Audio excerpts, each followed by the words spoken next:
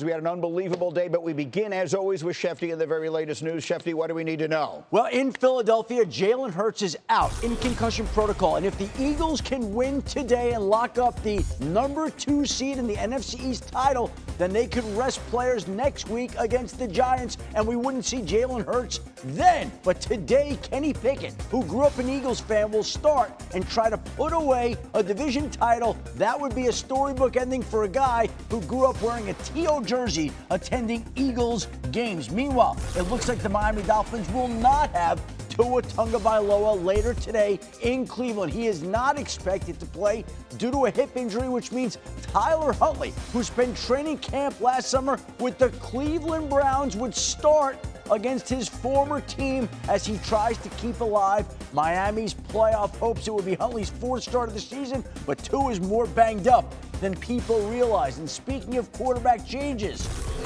the Colts also be making one. Anthony Richardson ruled out today for the back and foot injuries that he's been dealing with. Joe Flacco will be starting back at MetLife Stadium. We've seen this before. Joe Flacco trying to keep alive the Colts' playoff hopes. Colts trying to stay alive, Dolphins trying to stay alive, and of course, as teams are trying to stay alive, we've got weather. We always have weather in December, and we've got a forecast for today that has a bearing on all these games, thanks to ABC News weather courtesy. In Florida, a line of severe storms will hit Jacksonville around the time of kickoff or just before. Tampa will see thunderstorms, but aside from lightning, they likely won't be severe. Once the line of storms moves through, both areas will be dry the remainder of the game. In the Mid-Atlantic, the 1 p.m. matchups in Philly and the Meadowlands will be dry and warm. For this time of the year, the evening game, Greeny, could have some passing rain showers. And for the Great Lake games in Cleveland and Orchard Park, there's a chance for moments of rain showers at each, and both will have the chance for wind gusts up to 40 miles an hour. Big winds in Buffalo and Cleveland. There's nothing that gets me going on Sunday mornings quite like doing the weather, Greeny. Love doing that. I've got 2 observations that we can make. One, Adam Schefter missed his calling. He was born to be the weather guy. Right? Absolutely. No one seems to love anything more than that. Second of all, 40-mile-an-hour winds in Buffalo, Alex? Throw in that? Teddy was smiling. I was not, right? Nothing sounds more terrible than 40-mile-an-hour winds. Well, we'll see how Aaron Rodgers and Josh Allen are able to handle it a little later. Meanwhile, yesterday, this might have been the most fabulous finish of this entire NFL season. Broncos and Bengals yesterday, everything at stake. Denver could have clinched a playoff spot. Burrow's team trying to keep his hopes alive. And Rex, get used to hearing this. Tee Higgins touchdown. Yeah, what a surprise there. That literally surprised only Denver, I think. Bengals had the early 7-3 lead, but back the other way. Alex, I know you've loved Bo Nix. He played so good, especially in this game as the season's gone on. Big touchdown throw right here. All right, 4th quarter, this is where everything got really interesting. We are tied at 10. And Tedy, did I mention we're going to hear a lot of Tee Higgins' name? Just give it to him. Give it to him over and over. They found a matchup that they like. Tee Higgins, 2 of 3 right there. Way to ball, T. Bengals retake the lead at 17-10. A chance to keep their playoff hopes alive. But Bo Nix had an answer. Yes, he does. I mean, this one's so pretty. Right down the chimney. Ooh, to Mims. Did another big day. That's all over the wall. So now we're tied at 17, and the pressure continuing to ratchet up. 5 minutes and change to play. It's Burrow again. It's Higgins again. Oh, but the ball is punched out.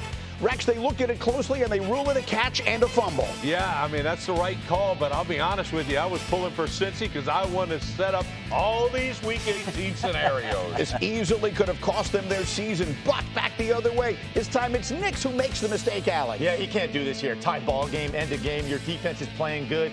Can't force it on 3rd and 15, punt, play field position. And for the first play of Cincinnati's next drive, Tedy, so much of this game is about Higgins, but here comes Jamar Chase. Give it to him. That's a good second choice on tonight, really.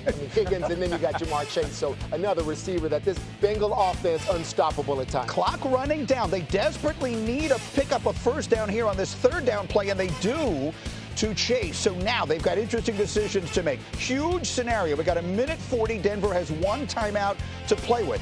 The Bengals are going to go down intentionally. Chase Brown makes the smart play to slide before the goal line. But wait, he comes up lane. His foot gets caught underneath him as he goes down awkwardly. The Bengals have to stop the clock themselves. Means Denver doesn't have to burn a timeout. Changes the strategy. Bengals score the immediate touchdown. That gives Bo Nix one more chance. And Alex, how about the drive he put together? Yeah, this kid showed a bunch of guts, made some big-time throws here to tie this ball game up. Here's the big moment, 14 seconds left on a 4th down play. So game 100% on the line. Someone describe this catch by Mims. He doesn't care. It's 4th and 1, but he goes up there. This could be on Moss a little bit later, but this is the catch of the year for the Denver Broncos right here. Unbelievable. I just talked to Moss. He said, you're dang right it's going to be on there. It manages to hang on through all that contact. So they got to go for the 2 and the win, right? They got to go for the 2 and the win. Absolutely, right? You go for 2. Of course you do.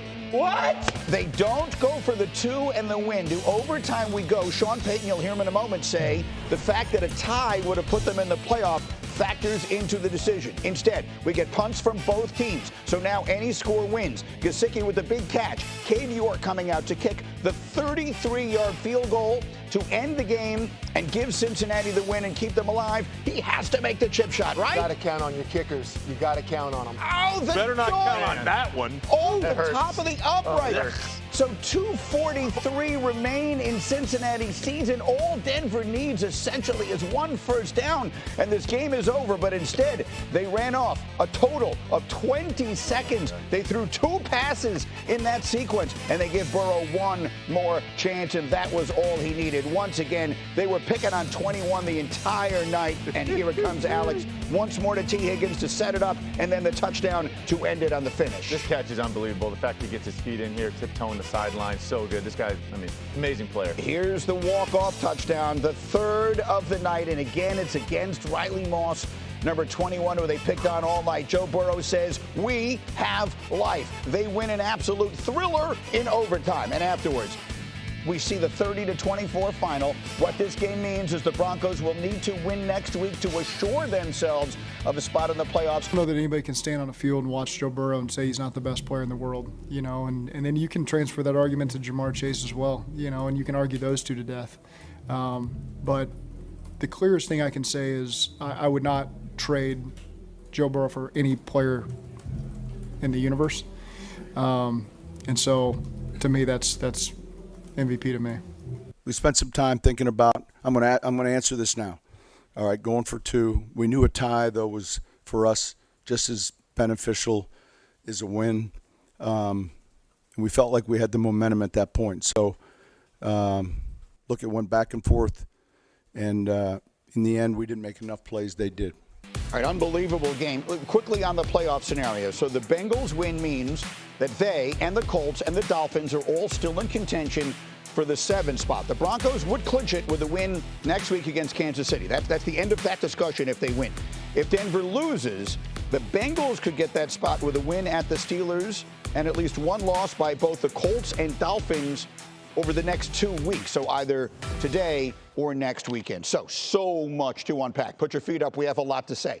First, the decision not to go for the 2 and the win at the end. Start with me on this. Well, you're my coach. I'm starting with you. Start with Should me he have on gone this. for the 2? Of course he should have.